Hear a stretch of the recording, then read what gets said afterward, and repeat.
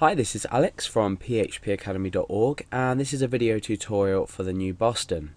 Now, in this series of tutorials, we're going to be creating a user login and registration system, or rather a user registration and login system. We're going to create the login process first, then create the register system, or the registration system. The reason you should do it this way is because you want to make sure your login is processed correctly before you start to register your users. It just works out generally a lot better this way. And obviously, just a few notes before we begin. I'm going to be creating the login and register system with just two fields, and that is the username and the password. In fact, no, we'll include the first name and the last name as well. The reason I'm not going to include things like email address, address, or whatever else you're planning to store for your users is because if we spend a lot of time creating extra fields in the tutorial, we're going to be wasting valuable learning time. Whereas once you've completed the tutorial and you understand how fields are created and how we can register users, then you can obviously go ahead and input your own unique form fields. So the first thing we need to do, we're not going to be writing any code in this tutorial.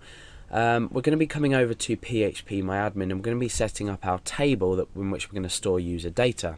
And then what we're going to do is pop a few sort of piece of dummy data in there, if you like. So we're going to register a couple of users manually using PHP MyAdmin. So the first thing I've done is I've already created my database in PHP MyAdmin. You should know how to do this. So I've created my database, now I need to create a table. I'm going to call this table just simply users. Now we need to determine how many fields we need to store. So the first field I'm going to store is, let's just blank this so we can write some notes. The first field I'm going to store is the ID. This is obviously going to be the unique field. This is going to be the primary key, and it's going to be auto increment as well. We also need to store obviously the username, the password, let's just pop that over there, the first name, and we'll say surname. So these are the four fields, or five fields, that we need to include in our program. We can also include things like register date, registration date, but we're not going to do that for now. Like I said, the purpose of the tutorial is to show you how to include everything and put everything together. So let's go ahead and create these fields. Let's delete that first of all. Remember, it was 5 fields, so we type 5 in there and click go. Okay, so now to set up each field. So ID is obviously going to be an integer because it's going to be an auto incrementing value.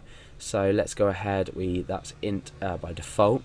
We can go ahead and we're going to set the index to primary because this is our unique field in our table, and also AI, which stands for auto increment. So for every value that's created, for every row that's created, this will increment by 1, giving each user a unique number starting from 1. Okay, so the next one is username. Then we have password.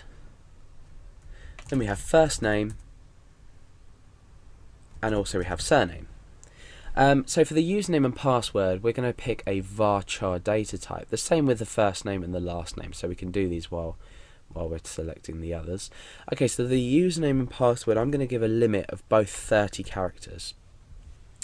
The first name and the surname, I'm going to say 40. Now, obviously, you can change these limits yourself. You can change them to whatever you want. I'm just doing this for sort of ease of use and teaching, but I'd say that a username or password shouldn't be more than 30 characters, and a first name and surname shouldn't be more than 40 characters, just in case we have an extra long name. So we don't need to set any other properties for these. We can go ahead and click save down here, and we'll just examine our structure of our table just to make sure everything's correct. So we've got ID, it's underlined, so we know it's a primary key.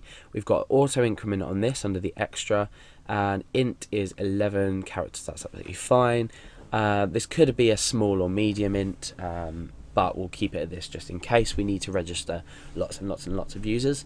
Username and password are both variable characters, and their length of 30, and first name and surname are also variable characters and their length of 40. Okay, so we've set up our table. Let's go ahead and put some data inside of here. Now, there's one thing to bear in mind. We're going to be storing our password as an MD5 hash. That reminds me, actually, let's go back to our structure and let's change the password field here. So let's check that and then click the edit button.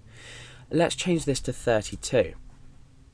Now, the reason we're changing this to 32 is we're storing the password as an MD5 hash. Therefore, an MD5 hash will always, or more or less always, most of the time, it'll be the length of 32. So whatever sort of length our password is, our MD5 hash will typically be 32 characters.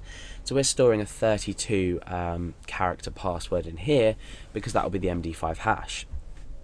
And if you don't know what an MD5 hash is, or you don't know how to create one with PHP, take a look at my other tutorial on MD5 hashes, and that will sort of walk you through how we relate that to passwords. Okay, so let's go ahead and insert some data. Now, there's a couple of things we need to do. With the password, we can't just enter a normal password in here. We need to input an MD5 hash, and you'll see later on when we register our users, we're going to convert the password that they've entered in a text field to an MD5 hash before we insert it into the database. But for now, I'm going to create a PHP script to quickly convert a password that I want to manually put into here. So my username is going to be Alex. We'll leave the password blank for now. I'm going to put my first and surname in, and the password is going to be equal to the value password. So my password is going to be password. In fact, we'll do pass123. That's a lot better, so we don't get confused between field name and the actual password. So I'm going to echo out MD5, and in here I'm going to put pass123, and this is going to return the MD5 hash. Okay, so I can just copy that and paste that into my database. So obviously you won't have to do this when you're registering your users. And I'm going to click go. Okay, so there. Let's click browse to make sure all the data's in there. Okay, so we've got ID of 1. That's automatically updated that for us. So that's an ID of 1. Username is Alex. Password is this hash, which is equivalent to pass123, or the hash of pass123. First name Alex and surname Garrett. Okay, so now that we've registered or manually registered a user, we are pretty much done setting up our database, setting up our table rather, and inserting this value. So in the next part, what we're going to be doing is logging this user on.